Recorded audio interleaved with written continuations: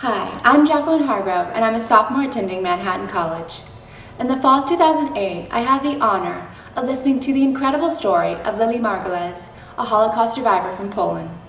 After listening to her story, I was inspired to begin working with Professor Horn, the director of the Holocaust Resource Center here at Manhattan. He enabled me to interview a survivor, record her story, and create DVDs that could be used by teachers and shown to students like you. I had the pleasure of interviewing Olga Stern, who currently lives in Riverdale, New York. Her life and story, like the lives and stories of other survivors, are precious wells full of knowledge and experience that must be preserved so that we and future generations may learn from them.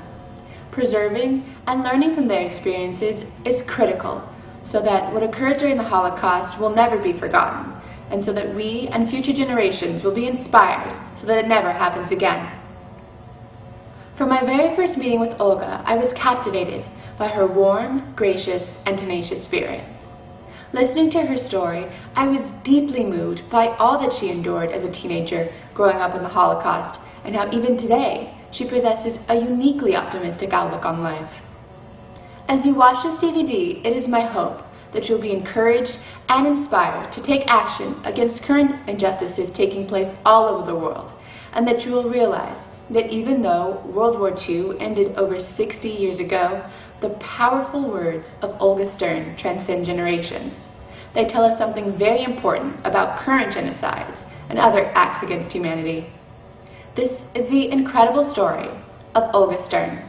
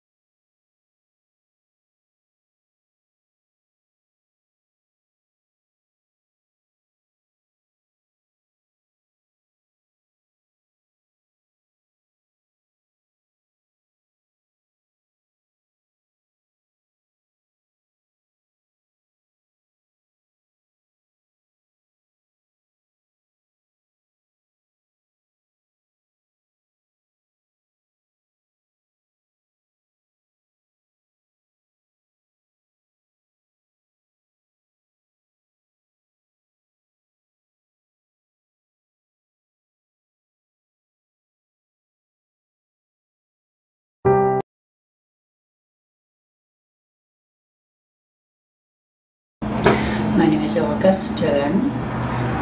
My maiden name was Mermelstein. I was born in a small village named Polana, and it was part of Czechoslovakia at the time I was born.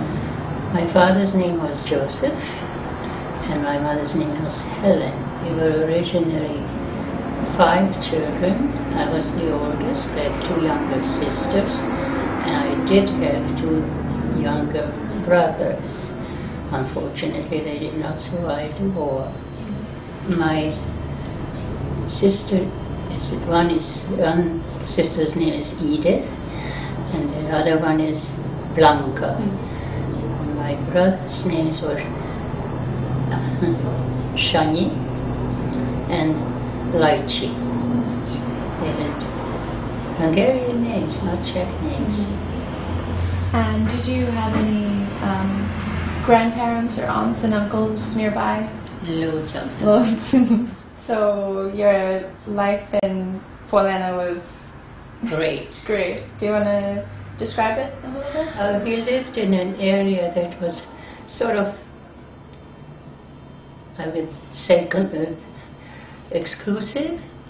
We had a lovely house, a front yard and a middle yard and a great backyard with trees, fruit trees and every kind of vegetables that were planted, because we certainly didn't go to the store to buy things. And after the garden there was a river, which we used a lot winter and summer, skating in this winter and swimming in the summer. So you can imagine, it was nice growing up.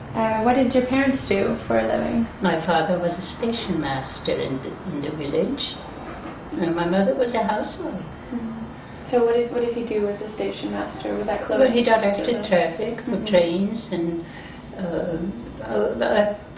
the only thing I remember, he was there from morning to night, and we sometimes, since meals were originally in that area, at noon, sometimes my mother cooked things and sent it to him, and he would take it to him.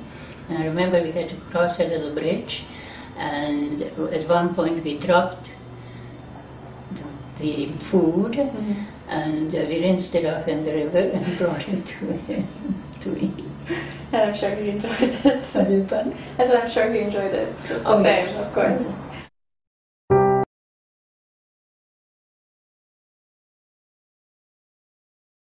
From what I understand, there was a mix of people in your village. There was Jews, there was Czechs, there was Hungarians, Russians even as well. Did you have a great sense within the Jewish community there? Did you feel a great sense of the community? Very much so. People there? Very much so. I mean, usually small villages didn't really have synagogues. Ours did, and we did have a rabbi in town, and a lot of the villages around our village would come to our village for prayers and things. Primarily through the school. I went to Czech schools. We did have a Russian school, and a lot of activities were around the schools, holidays, national holidays, for example, or I mean, the teachers were totally involved in community life, and it made a big difference, I guess. They were part of our lives, so to speak. I remember the biggest thrill I had was when we were walking home and a teacher was walking with us to hold on to his belt from his coat. It was a thrilling thing. Yeah. And these are memories. So there was both Jewish children at the school and non-Jewish children. Oh, absolutely. At the school, and you. The public schools were mixed. The boys had. They went to a Jewish school before public school. Early in the morning, they would go for Jewish-related subjects, and from there they would come to school, because during the Czech regime it was mandatory. The children would have to be in school, in public school. And there are a lot of countries in the area which didn't have that, but during the Czechs it was definitely there.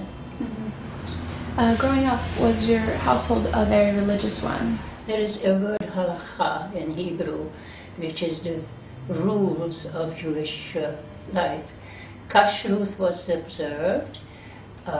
Certainly the holidays were observed.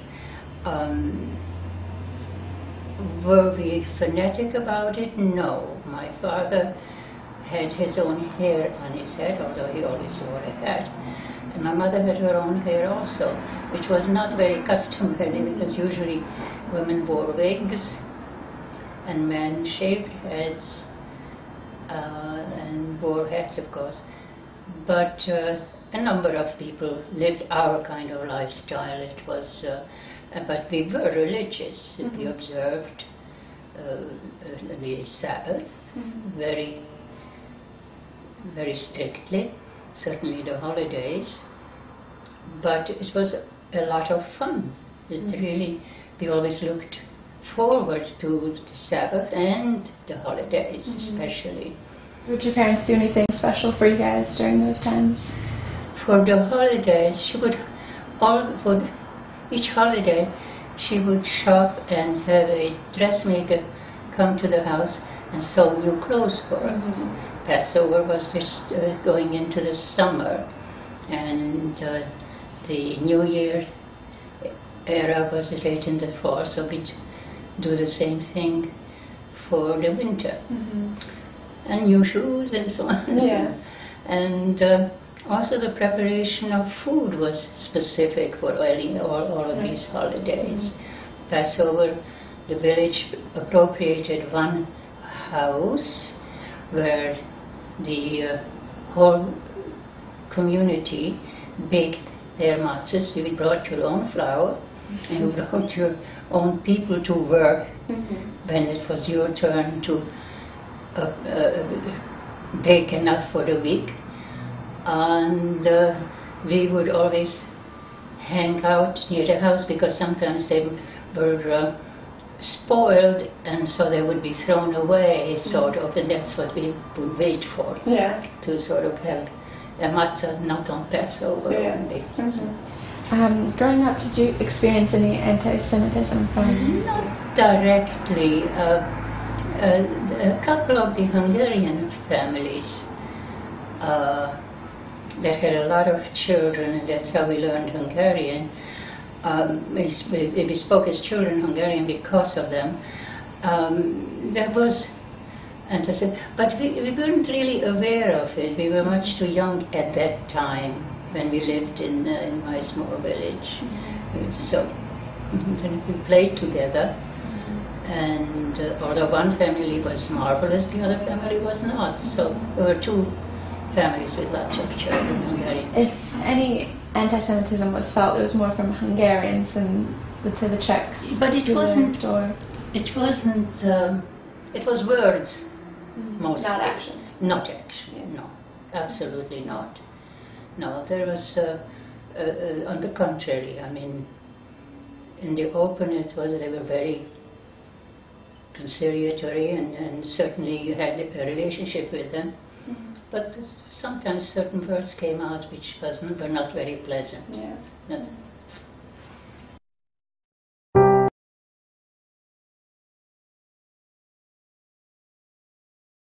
When did Hungary annex the portion of Czechoslovakia that was? I believe they made a pact with Germany, and they were given the Carpathian area was annexed by the Hungarians. I remember they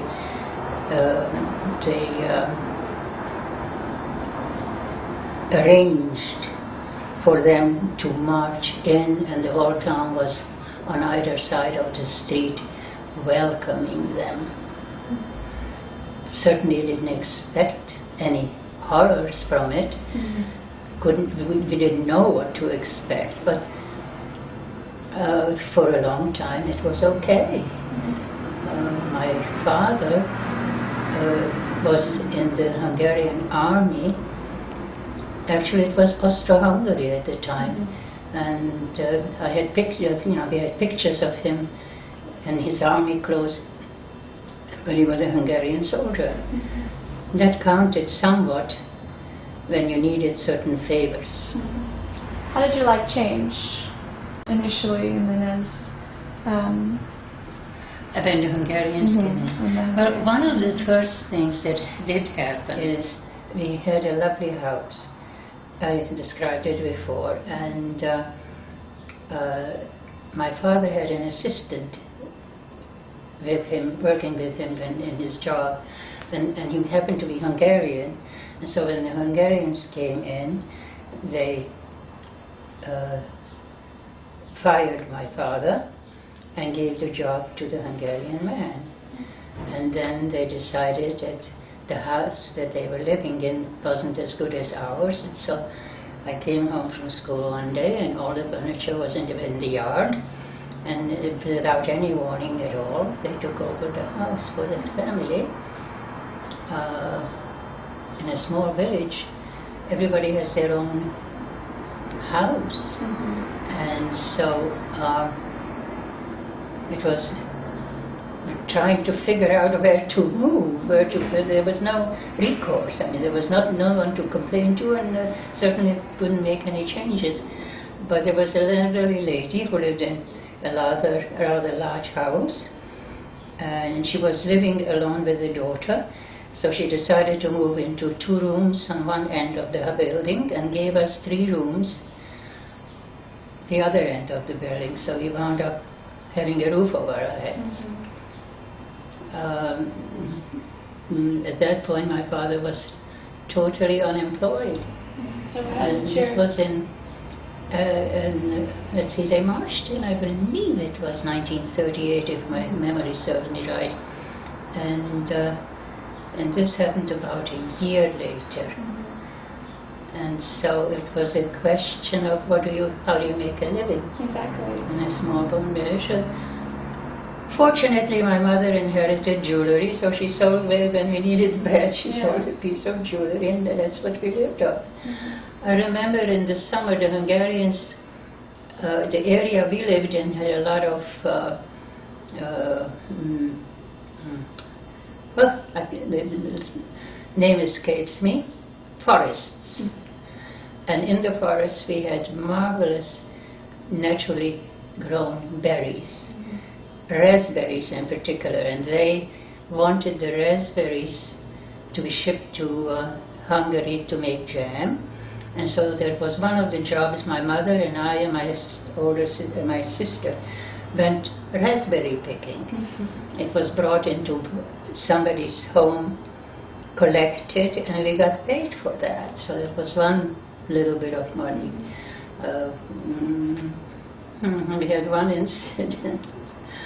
We had chicken coops, and in Jewish law, if an animal gets into the chicken coop to kill the chicken, all the chickens are not kosher. And so my father woke up, was awakened by the chickens screaming, and he ran out and he saw a tail of the fox hanging outside the coop, and so he grabbed the fox, hit its head against the floor, killed it.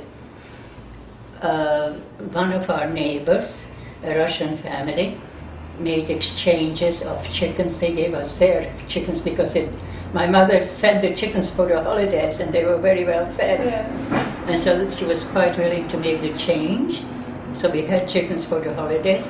But what happened was, there was a man who used to trade with furs, and so my father gave him the fox, and the price of the fox was enough to buy everything else for that holiday. Around this time, I believe your father passed away about this time as well. Can you describe how that situation? My father used to go for vacations to the Tatra Mountains, where he met a priest that he was very good friends with and corresponded with him for many years, and even during the Hungarians, and when the officials found out about it, they accused him of espionage, and so they arrested him, and the whole town, and they were torturing him. They tortured him terribly, but there was no foundation for it, because he corresponded with the guy that he was corresponding with wasn't interested in contraband either, and so the injuries that he suffered from these when they tortured him, he wound up in the hospital and he never made it out. He died as a result of the even though they then realized it, because the whole village, Russian and Hungarian, everybody came to testify that it is impossible that my father was a spy. And so, and then we My mother was left with 5 children and trying to figure out what to do, and she had 2 brothers who went to Budapest to learn trades, and they got her a job as head cook, and she left us with my grandparents, and then subsequently, gradually, she brought each of us to Budapest, one at a time, putting one of my brothers into a boys' orphanage, and my 2 sisters were in a girls' orphanage. I was too old to be put in an orphanage, so I stayed with her.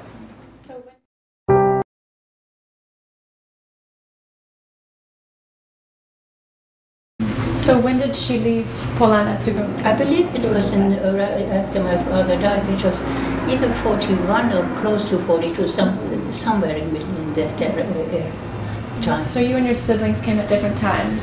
Yes, we stayed with my grandparents, and slowly she managed to place, as she placed. She certainly couldn't take an apartment and live together and support us. Mm-hmm. That was impossible. And so we just waited our turn. One of my brothers, when she went to fetch him, he was the last one she made a room for him in the same orphanage where my other brother was, and my grandfather opposed it. He pleaded with her to leave him for a while at least, still with him, and about a month later they took them to Germany, to Auschwitz. Mm-hmm. And he was very young. Mm-hmm. There was no way he could have survived. And which brother? The other brother, well, it's a circumstance, I think I mentioned it. Well, I mean, this brother that went to Germany, what was his name? Shani. So once in Budapest, how did you and your mother make a living? Were you staying? My mother worked in a factory, and it was enough to provide us with food and lodging. Mm-hmm. Certainly not the type of thing that she grew up with, nor the type of thing that she was living when with my father. When you first moved to Budapest, though, were you afraid to go? Were you excited? What was your feelings going into? Oh no, I was very happy. I traveled by myself on a train. I was never on a fancy train, and this was. And my mother met me on the station. She didn't come for me. And no, I was thrilled. I was very excited because I had heard about it from my mother when she came to pick up my 2 sisters and my brother. And no, I was very happy. Did you get to visit your sisters and your brothers, or did they get to come visit you? No, we used to visit them. We always went to visit them. Was it? One of my sisters, she had a very good voice, so they trained her for singing, and the younger one was still too young for it, but they did send them to schools. They definitely got an education. Was it dangerous to come visit them at this time, or no, were you and your mother free? No, in the beginning, absolutely not. It was fine. It was still quite normal sort of living, not the kind of living we grew up with, but there was no persecution at that point yet. The Hungarian Jews were protected by Horthy. Horthy was a regent of Hungary, and he, even though he was an ally of the Germans, I don't know he himself whether he approved of it or not, but nevertheless that was the situation at that point. And he definitely did protect the Jews from deportation for a long time. That's right. Yeah. While living there, did you get to go to synagogue like you had in Polana? Was there? Well, not quite the same way. We used to go for services, but not every Saturday event, because number one, we still maintained not to travel on Saturday, and the synagogues, there wasn't a synagogue near where we lived, and so, but we did go occasionally to, there was a place called Dohain Temple, and still in existence. Very, very beautiful, prominent synagogue in Budapest. And so we used to go specifically for the service there because it was something, a nice experience to go with a choir. And the choir is something that we weren't familiar in a small town. We didn't have. I thought one of your brothers, the one in Budapest, I thought he sang. Well, no, he was, the home had its own synagogue. Oh, okay. And the people who supported it were very wealthy Jews who maintained the orphanage. And they used to come to services with hi-hat and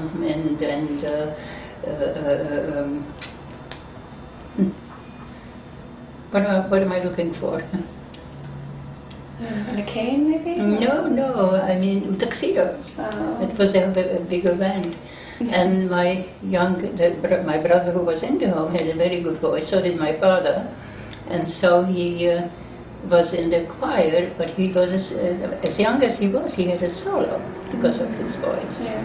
And so we used to go whenever we could just to hear him.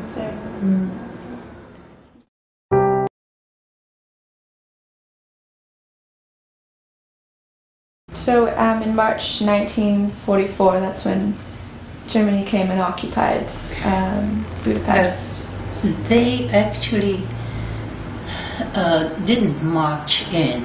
What they did is they sent their henchman, Eichmann. His name was Eichmann, and the Hungarians were, at that point, Horthy was killed in a plane crash supposedly, and so somebody else took over the country. His name was Szálasi, and he was a terrible anti-Semite, and he agreed with everything Eichmann wanted to do, and that's when they decided that the Hungarian Jews need to be deported to Germany. And so they started deportation. By that time the Russians were quite close, and the only reason they didn't, first they took people from all over the country, and Budapest was left the last bastion to be deported. And the only reason a lot of us survived is simply there wasn't enough time for them to go through the deportation. A lot of people were taken, but certainly did this. That time was on our side at that point, so it was just a matter of trying to survive the best you could. What had you heard about the Nazis and what they were doing? Well, it was a big secret. I mean, it was an amazing situation because so much was going on, and I remember somebody escaped from Poland and managed to get back to our village, and he was describing all the horrors that went on, and nobody believed him. I mean, how can a cultured nation like Germany resort to the kinds of things that he was talking about? Unfortunately, they were all through, but we didn't believe it.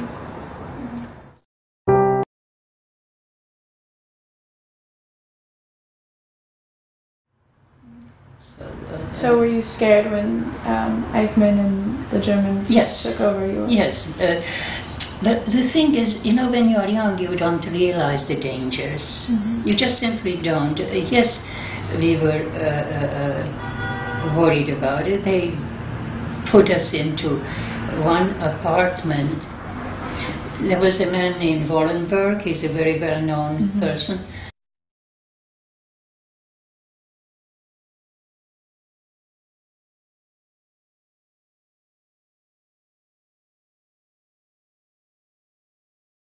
He gave us visas, those of us who managed to get it, and it was to a certain extent it was a protection.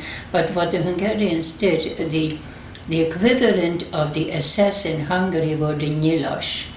The difference is that the SS were an educated group of people, which is even worse, but the nyilas were thugs, totally horrible people who just made it into the army by hook or by crook, and they were very, very anti-Semitic. and he managed to save a lot of people. What they did, they designated certain buildings as in Hungarian Védett house, protected house, by Swedish consulate. They moved out all the Gentile people out of the building, and then they moved in Jews from other buildings that had the papers. And what they did is they put a family in a room, so that our apartment had 5 rooms, I believe it was, and each room had a family in it. My mother and I had a very small room in the apartment. It was designated. I mean, you did what you were told. And so this was towards the very end of the horrors. Did you ever meet Wallenberg? No. Never met? No. Not to my knowledge, no. No, but oddly enough, the building, when my husband and I went back to Budapest for a visit, the building that he lived in has a plaque on the building with his portrait and his name, because it was one of the houses that was protected by him. Did any members of your family ever have any encounters with the Nilosh?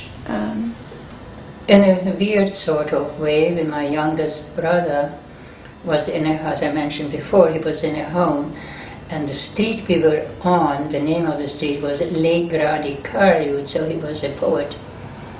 And we lived very close to the Szent István Park, 1 block away, which was a park along the Danube. And that people that were gathered to be deported were marched through our street to the park where the trucks were waiting for them, and that's where the whole concentration of these people were. Now, we were stuck in the house, and the only way we could get food is by the superintendent, who was a Hungarian man, and his wife were the only 2 people that were not Jewish in the building, and he would be given money, jewelry, whatever, and for that he would bring us food into the building. And one day my mother happened to look out of the window. There was a whole locust, and she realized that the whole orphanage of young kids was being marched on the street to the park. She got hysterical and she tried to go downstairs to see if she could somehow manage to get my brother out. But one of the men who was very influential, he used to work for the Hungarian parliament. He knew that there is work going on to try to get his children released. And so he pleaded with my mother and didn't let her go down. Indeed, they did make arrangements. About an hour later, we saw the kids were being marched back.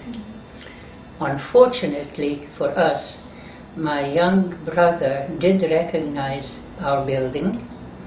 He and a friend of his ran out of the line, somehow managed to do that, rang the bell to the building. Super came to the door. Instead of sending them up to my mother, he gave them back to the Nilosh. The Nilosh wanted to make an example of it. They took him to the Danube, shot him and threw him into the water. Now, we didn't find out about this until much later, because my mother kept looking for him all over Hungary, trying to figure out what happened, because he and his friend were the only ones missing from the whole. And there was a young man who was part of that home, and he wrote a book. And that's where she discovered the story about my brother, because he described this incident. So did we have something to do with the Nilosh? Not directly, but certainly in a horrible way.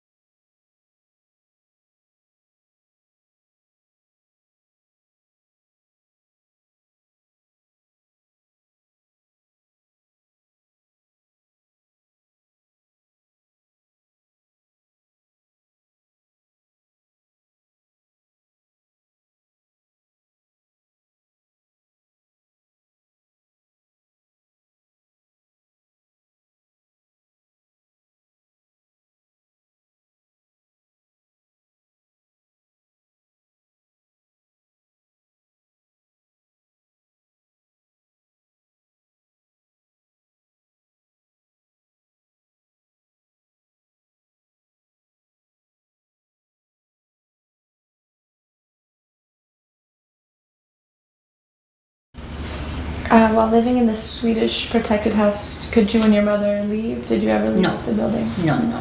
At that point you didn't go out. But it was, I mean, the Russians were on one side of the Danube and we lived on the other side. It was a matter of days, maybe a couple of weeks, until they managed to come across. But by that time it was another incident. I don't really want to go into it.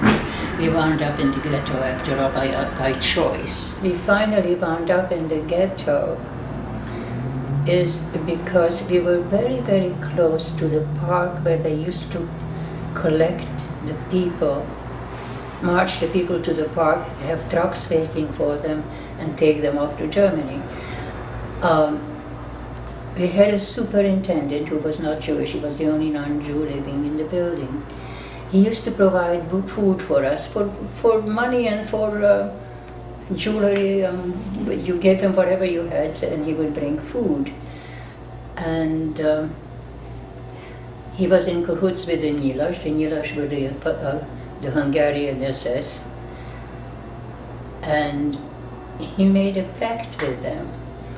He was anxious to get all the property in the building. We found this out after, after the war. What he did was, he had them come into the building during the night.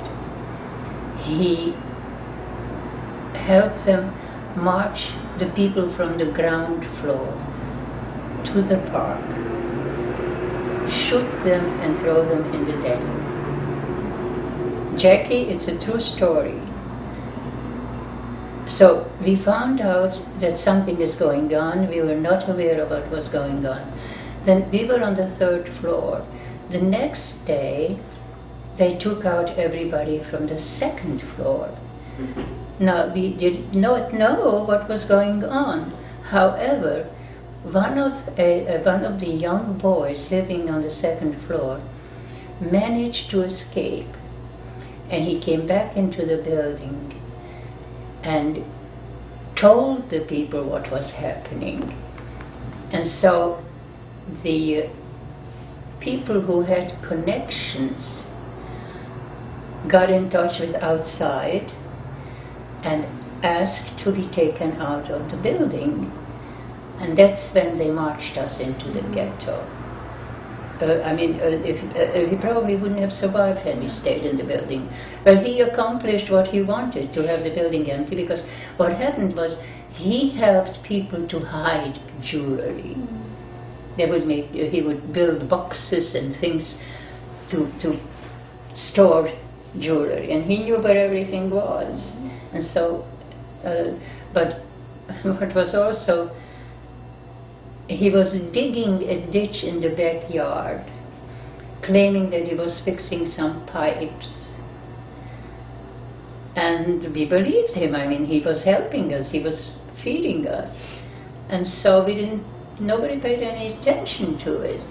But after the war, they dug out the ditch, and he had all the possessions that he could possibly lay his hands on in that ditch. Unfortunately, it wasn't found, and he disappeared. He was responsible for destroying my young brother. We didn't know when we were liberated that my brother wasn't alive anymore.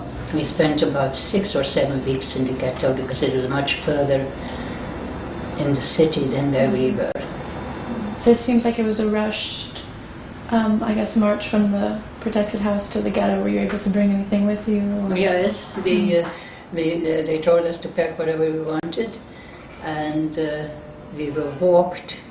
It was quite a distance. My mother was pushing a wheelchair of a lady that she was taking care of, and I was the one to carry the suitcase with a few belongings, but it was too heavy for me, and my mother said, just put it down, don't worry about it, which we did. But there were watchers all along the route, just waiting, because obviously it was happening all along. People just couldn't manage with their stuff, and somebody benefited. And not that we had any valuables at that point, but the one thing that was of value, sentimental value, we had a album of pictures of the family from the get-go, and so I don't have any pictures of anyone in the family before the war. How long were you in the ghetto, and how did... I don't remember exactly. I think it was about 7 or 8 weeks, something like that. It was... I couldn't pinpoint the exact the date. How did you get food, and how... Well, there were a lot of young men who used to sneak out.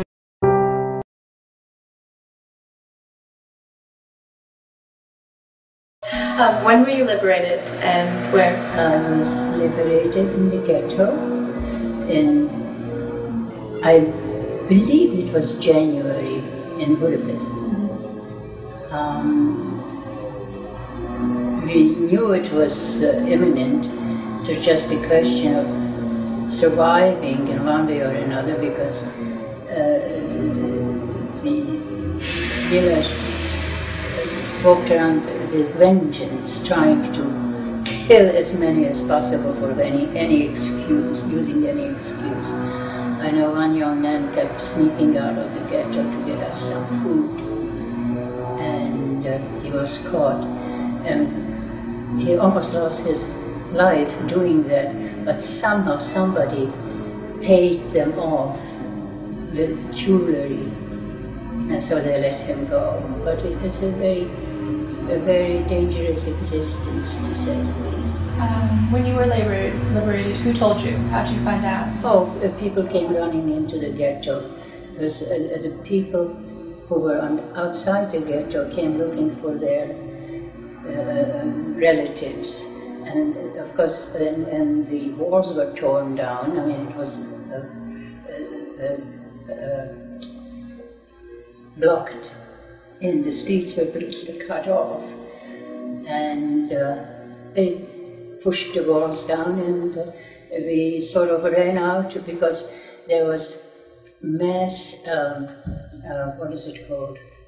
People broke windows and stole things, and there was riots all over the street.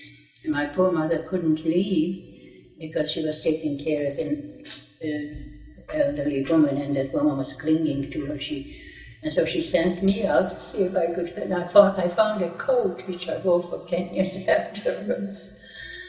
But and also when there were people being killed in the ghetto, but were taken care of. But when we walked out into the streets, because there was street fighting, there were dead bodies all over. Fortunately, it was in the winter, very, very cold winter, and so everything was frozen. So otherwise there would have been a mass, infections and people dying. There's dead bodies lying all over the place. They managed to clean it up before the weather changed.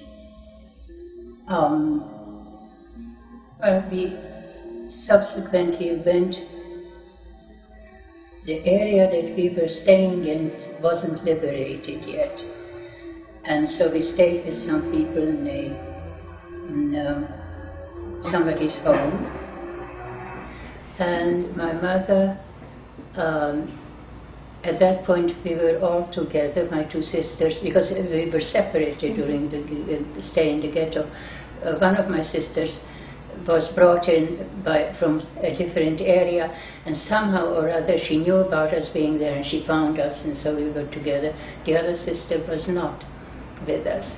Edith was not, just Blanca was with us. And then we moved to this family, and there was absolutely no food in Budapest. My mother left us with these people, and she decided to go back to where we were originally from. There were trains going back, but certainly not on schedule, and they were always terribly crowded, and she talked about that she was on top of the roof of a train traveling, and wherever it stopped, then you waited for the next train to come.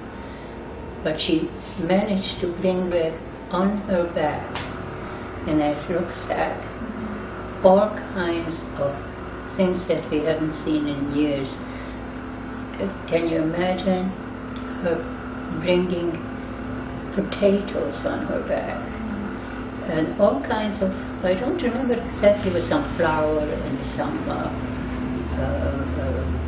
salt, sugar, things that were absolutely not available, and some bread, because I remember our dinners were a parboiled potato with some what is that called in English? Let me think. The fat part of a pig was dried, smoked, and then a slice of that went on the potato, and that's what we had at dinner. But while she was in traveling, I spoke a little bit Russian, and there was a young Russian soldier standing directing traffic in the next corner, and I walked up to him and talked to him, and he was so happy to hear somebody being able to talk English. And so we became sort of quasi-friends, but the upshot was that he was able to take me. There was a bakery functioning, and there were lines of people lining up to get some bread, but he brought me into the bakery without standing on line, and I didn't have to pay for it because he was allowed just to take anything he wanted, so he gave me bread, which was a find, let's put it there. At any rate, so this happened a few times, but then all of a sudden the people we were living with were not Jewish, and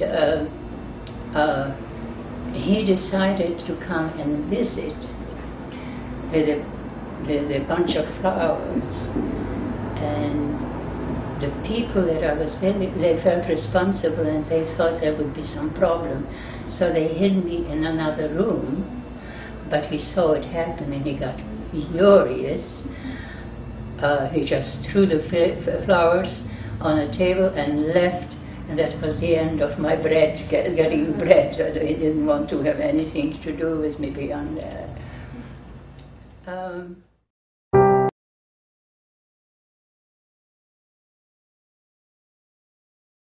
I just have a quick question. Yes. So, after you were liberated from the ghetto, you and your mother and sisters lived with another family. Right. And you did eventually end up going back to Polana. Right. At some point. Right. Can you describe how Polana was and well, what brought it was terribly sad. We stayed in the next big city, not in our town, because there was nothing in our town. Our house was gone, somebody was living in it. The things that my mother had were distributed all through the village. I mean, everybody took what they wanted or what they were able to put their hands on. And so we just didn't want to stay there. But amazingly enough, we used to have everybody who could afford it had somebody helping them, like a maid, but she lived with you. And if one of them stayed with you until she got married, and then she brought her sister to stay with you. It was a family.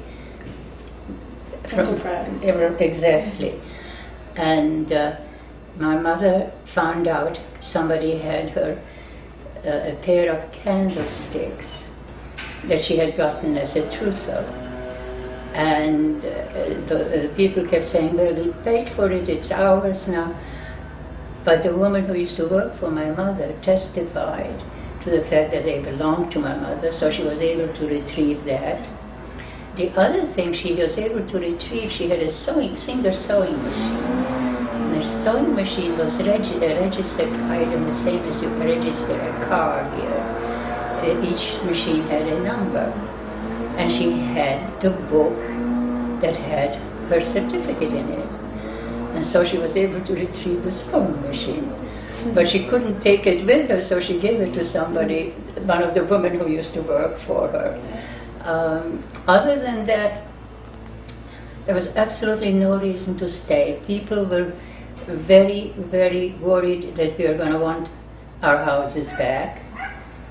And it was too emotional to be. Also, there was a partition trying to see. Russia wanted to have that area annexed to become part of Russia, and the Czech also wanted it. And they left it up to the people to vote on it. The majority of the people voted to remain with Russia, because Russia was the one who liberated that area. But most of us who went back from camps did not want to remain there because it was a communist country, and none of us had any interest in remaining in a communist country.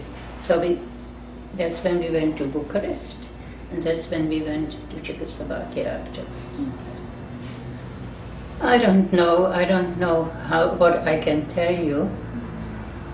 Just we found out that the joint distribution for the Jewish organization was already very active in Romania, and you were able to get some money.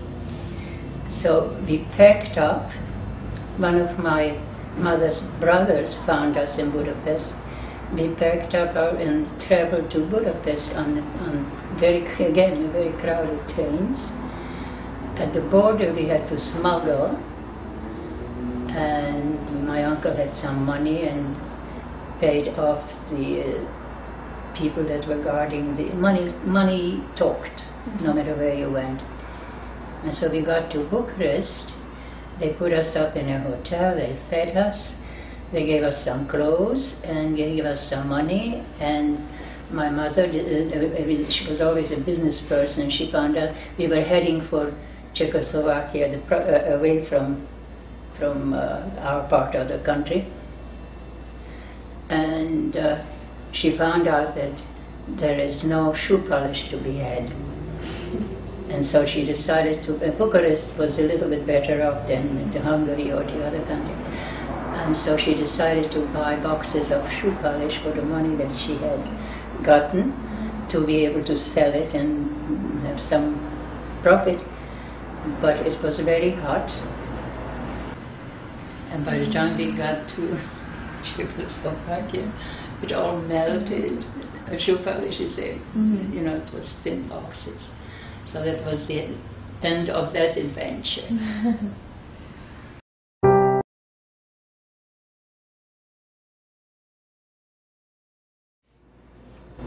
I think the reason we went to Czechoslovakia, this might be an interesting point, one of my mother's brothers escaped from a labor camp when the Russians were getting close, and he joined the Czech army in Russia. And my grandfather had a bakery. So after liberation, those people who were soldiers, if they could prove that they lost property because of the Germans, were able to get German property. The German people were deported from the Sudeten part of Czechoslovakia. He got their property in exchange for what our family lost, and then the whole family moved in with him. And so we stayed with him for a while, and then my mother worked out, she managed to get some social security kind of thing for my father, and we moved to the next city and lived there until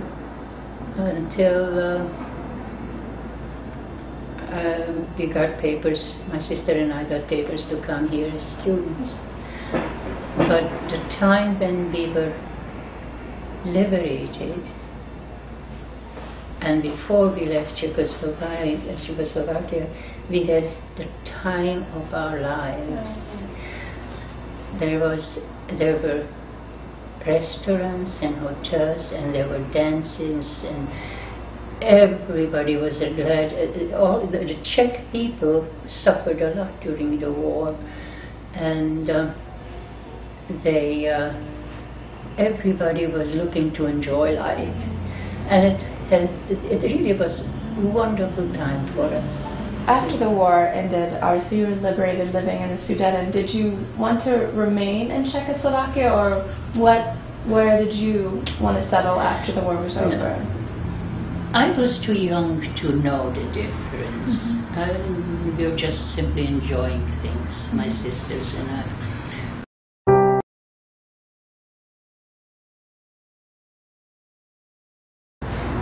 Very few people wanted to remain in Europe.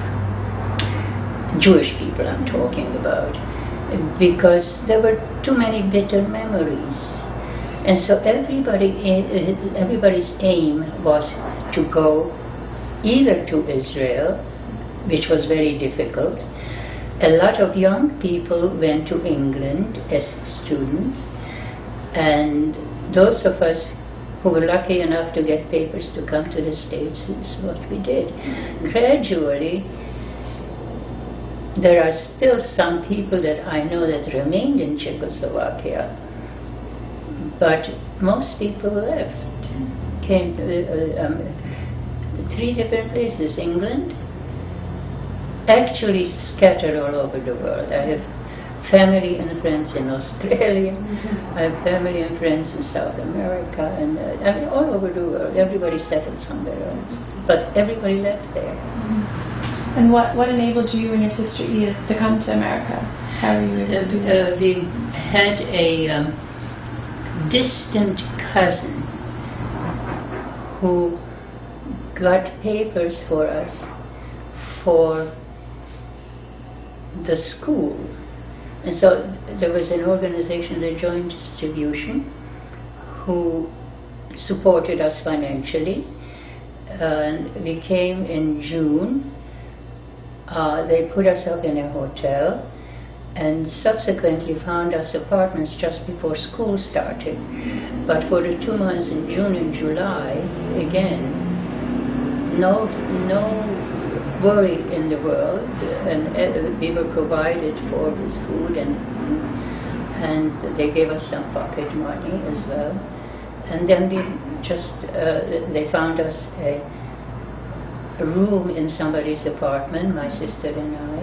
So we lived in the Bronx, went to school in Brooklyn, Beth Jacob Seminary. It was a Hebrew school. They were the ones who sent us the papers. It wasn't a public school. In the morning we had classes in English. It took us a while to learn how to learn. And in the afternoon it was Hebrew. And so I remember our main diet was, we weren't used to white bread. The white packaged bread, jam and bread, morning, noon and night. We didn't cook. But we had some people who really sort of took us in, and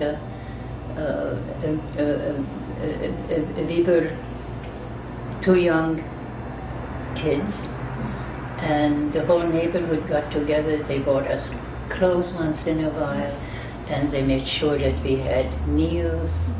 I mean, everybody sort of chipped in. And this was the neighborhood around the school, or no, you were in the Bronx? We were in the Bronx. Okay. And we stayed with a little old lady. We had 1 room, and she slept in the living room.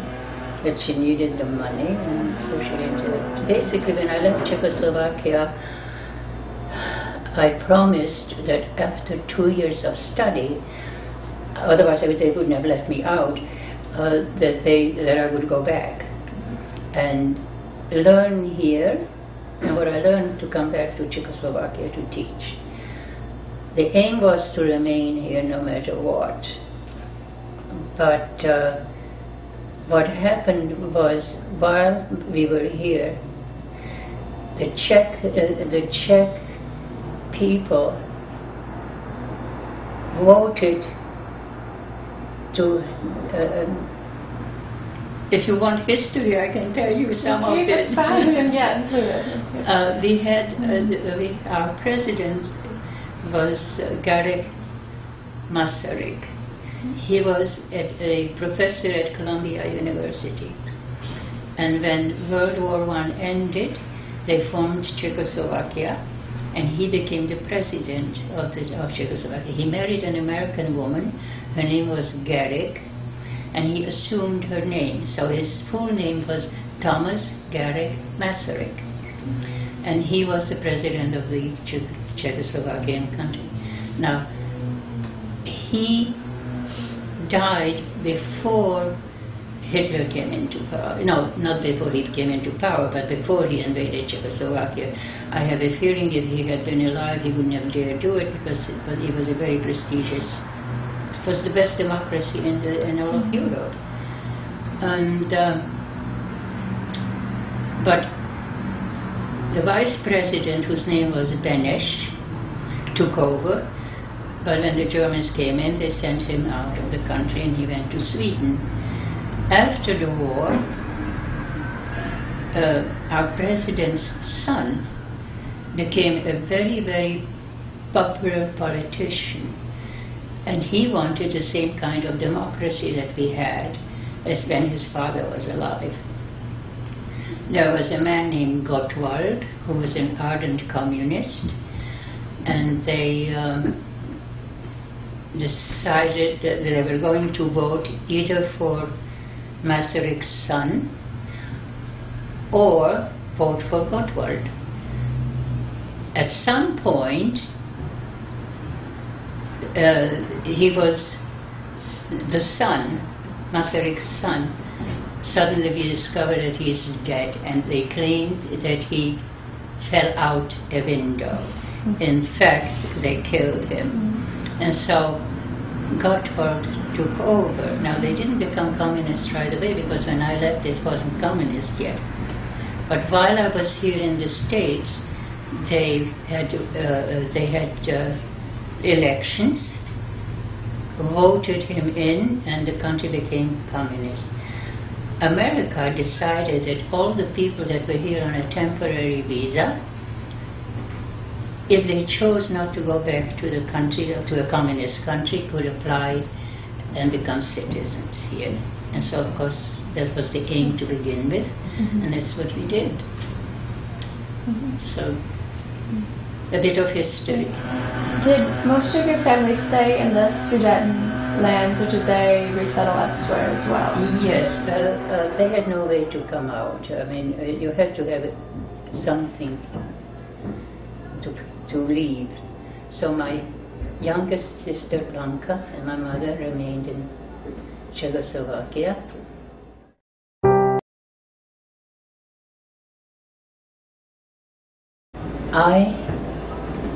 While I was in school, we weren't allowed to work. We didn't have working papers at the time.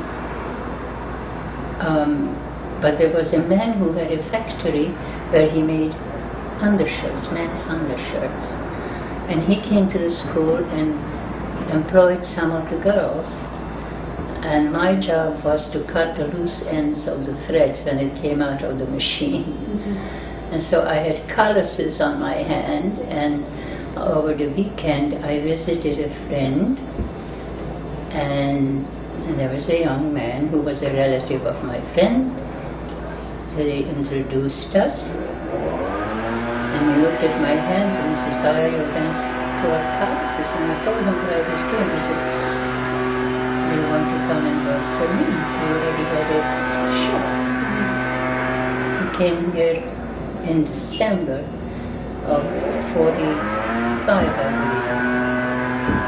And he worked for his brother, and then he opened a shop on Columbus Avenue in Manhattan. And I learned to work for him after school. But then, when school finished for the summer, I worked for him all through the day. But the whole romance took place in the store. We fell in love, and he asked me to marry him, and we set a date, and we worked on trying to get my mother and my sister to the United States. We approached several different avenues, but couldn't accomplish anything because they wouldn't. It's not that they wouldn't let her come in here, they didn't let them out. Czechoslovakia did not let people out of the country, no matter what the circumstances. And so I told my then boyfriend, or my fiance, I'm not going to get married without my mother. Mm-hmm. And so we corresponded with my mother, and she saw that it was an impossibility to get out, and so I get a telegram from her, get married. Still have the telegram. And so so when were you and Stanley married? In 1949, mm-hmm. June 1949. Mm-hmm. We lived in Manhattan in a brownstone in the basement. Mm-hmm. But then when I found out that I was going to have a baby,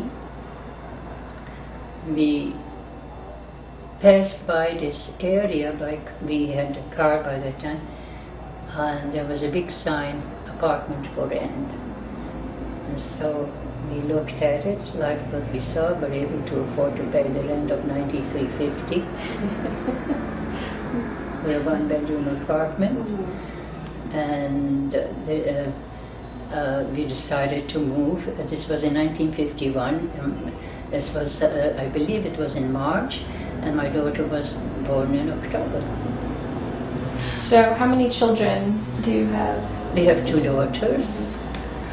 Our older daughter Ricky, and she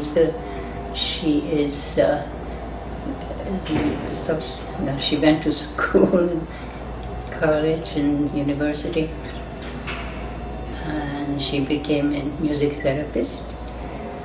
And our younger daughter Melanie was at Binghamton. In the second year of college, she saw a young man, and she told her best friend, he's the one who I'm going to marry, and she did. And so she has two boys. One of them went to Binghamton and finished college. The other one is in Buffalo. So you have, but Ricky has an adopted little girl from China, who's our pride and joy. She's very, very cute, very smart, and very loving. Mm-hmm. Really, it's very affectionate. Mm-hmm.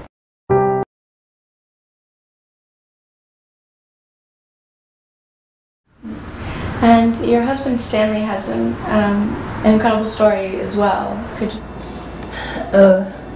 If you mean the war years? Mm-hmm. Okay, well, he went to, the Hungarians conscripted the Jewish young men into a labor camp, not into a regular army. And the day before they took people away from that part of the world to Germany. He had a large family, and unfortunately none of them survived. He was the only one who survived. He did have a sister and a brother in America from before the war. And so he went to Belgium. He never went back to where he was born. He just had absolutely no interest to go back there. He waited until he was able to come to the United States. His experience in concentration camp, he had escaped from the labor camp was in Budapest, and one day they coerced him, saying that they need people to do some things in Budapest. And in fact what they did, they put them on trucks and took them to the train and sent them off to Germany. So he wound up in a camp called Buchenwald, and and he has a unique story.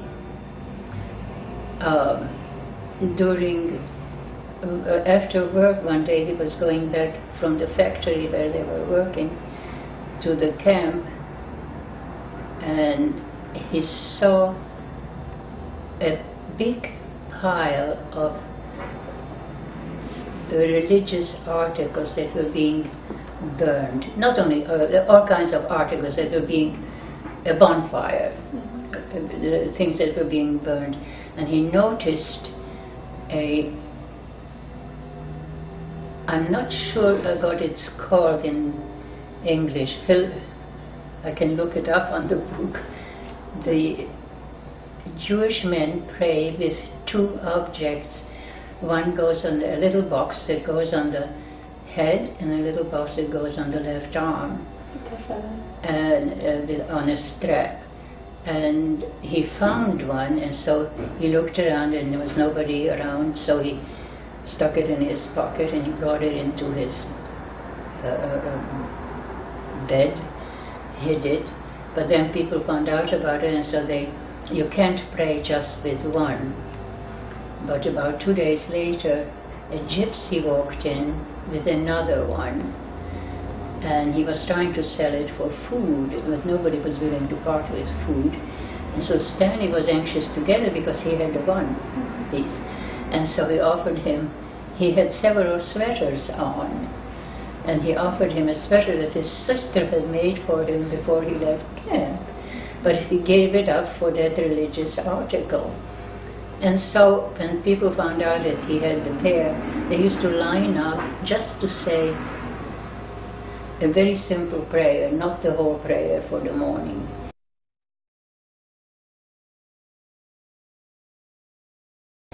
And it was dangerous because you just simply didn't do those kinds of things in the camps. But he managed to save them, and he came to the United States with them.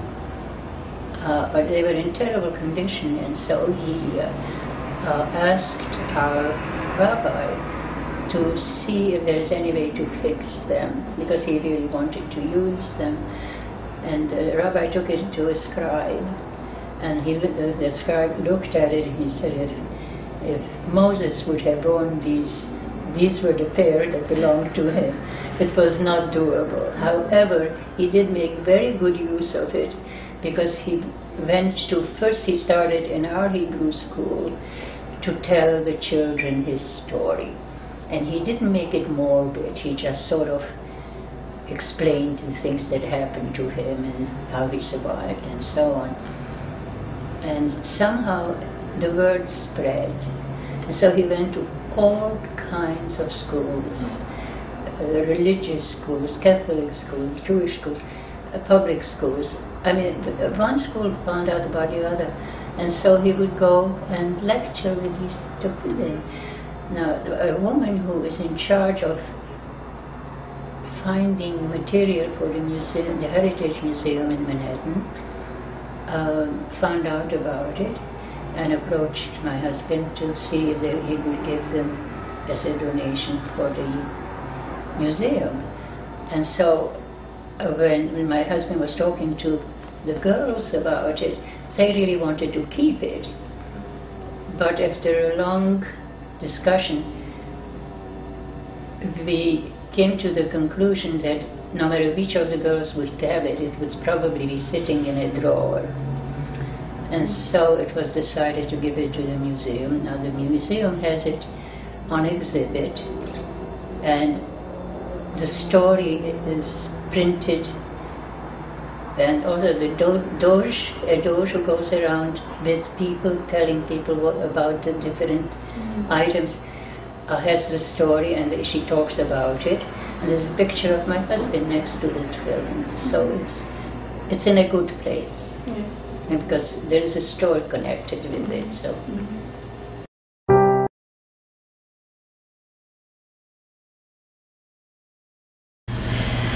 Just looking back to just your period during the war and everything that you and your family went through, what do you attribute your survival to?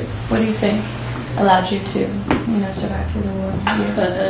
Well, actually, I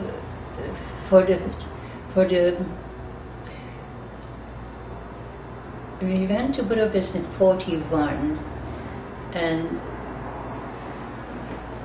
we were not in peril for 4 years until 44.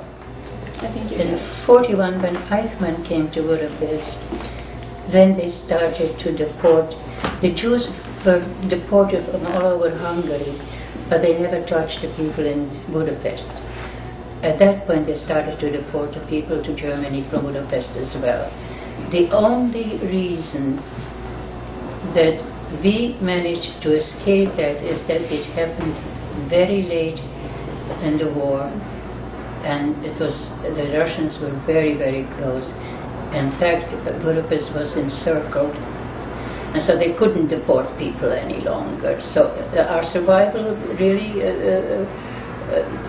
we managed to survive until the war came, until Budapest was liberated.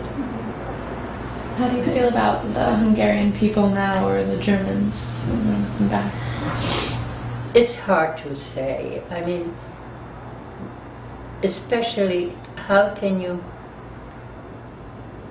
Personally, I hate the Hungarians more than the Germans, because they were the ones who hurt me, who killed my father and who killed my brother, to both brothers. They were responsible for it, not the Germans. Not that the Germans didn't, in the long run it was the Germans, of course. But how can you still go on living and be full of hate of the younger generation? They were not responsible for what happened. And I know that, in particular, that the German young people are in terrible turmoil because they have to face the fact that what their parents did. I understand that it's a big problem for those that have conscience. There are some that still talk about, destroying the people. So it's. Have you been back to Czechoslovakia and Hungary? Yes. My husband never wanted to go back, but I convinced him because I equated with the salmon that get born up in the where is it, in Alaska? And they leave and then come back to spawn. There is a certain instinct to go back to where you were born. I always wanted to do that, and my husband. But I finally convinced my husband to do it. We went back, and our daughter Ricky came with us, and she filmed the whole trip. We went to my husband's village, and everybody came running because he used to do photographs for a living, because they took away, the same day that my father lost his job, they took away the shop that his father had. And so he had a camera and he would photograph people. So they all ran home and brought the photographs that he took. But the people that were living in his house, we were standing on the street talking, and the son of the woman who now lived in that house with him was totally, he was nervous. He was a nervous wreck. We didn't find out until later that if we wanted, we could get the house back, provided we wanted to live there. We didn't find that out until much later, and so we reassured them that we don't want to go back to the. We wouldn't. But at that point, I was so full of me come back to this, because they are very poor. They really are very, very poor, because they could have been part of Czechoslovakia and chose Russia, and they're devastated. And everybody wanted to know if we could send them papers to come to the United States. I said, me come back to this, and then I started to boast, we have this and we have that. It was just like vengeful, but it felt good. And so And the same thing in my hometown. We went to mine also, because we were living in the same area, about 10 kilometers away from each other's town. Yeah. And so I had the same experience in my town. So I looked up some people that I went to school with. They were very decent and very, everybody was very apologetic. So, but it did cure me forever wanting to go back there. I have absolutely no desire. I have gone back to Czechoslovakia, but not the part where I was born. That doesn't do anything for me. As much as I wanted to go there originally, but that trip was enough to convince me it's not something for me to dwell on. So. Did the war change your religious beliefs at all, or do you? In the beginning, yes.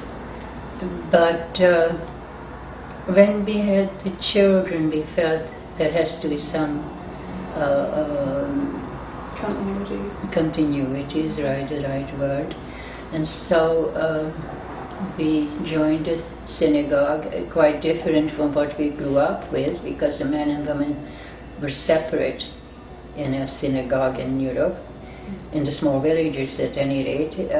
But the reason we were attracted to this particular conservative movement is because we were able to sit together. Mm-hmm. And so we helped build the synagogue. We were very involved because we bought an old building, threw it down and built a Hebrew school first, and then the synagogue. And I'm still involved with that. My husband was at one point president of the synagogue because he was totally involved.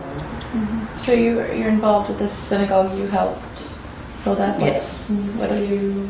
Well, I was president of Sisterhood, Yeah. and I tried to help as much as I could with different things that we, fundraisers, all kinds of bazaar and concerts and all kinds of things, and financially whenever I can. Is there anything you want to say to the students who are going to be watching this DVD, because this will be used for teachers to show their students so that they can learn from your story? One wish that I had, and the reason I agreed to do this, is because unfortunately there are people who deny of the existence of the Holocaust. There are people with all the evidence that exists, and those of us who went through this kind of things, once we are gone, unless you have these kinds of programs, it might be believed that it has never happened. So it's terribly important. It was terribly important for us to do this kind of thing. We did it with Spielberg, and it's in the archives. And it just to try and prevent of this sort of happening to anybody. Unfortunately, a lot of it is still going on. Darfur and whatever, these things are still happening, and it sends chills through my body. Literally, I feel it right now, that people killing people for the stupidest reasons. It seems that they have a reason, but it isn't a valid one, to say the least. And so, just to try and make a better world, so that we don't have these kinds of things happening again. I know that young people are more conscious of these things than the older generation was. Because I remember when we first came to the United States, and if we wanted to talk about it, nobody wanted to listen. At least now it's pretty well documented that it all happened. And hopefully it never happens to anybody, not just the Jews. Anybody.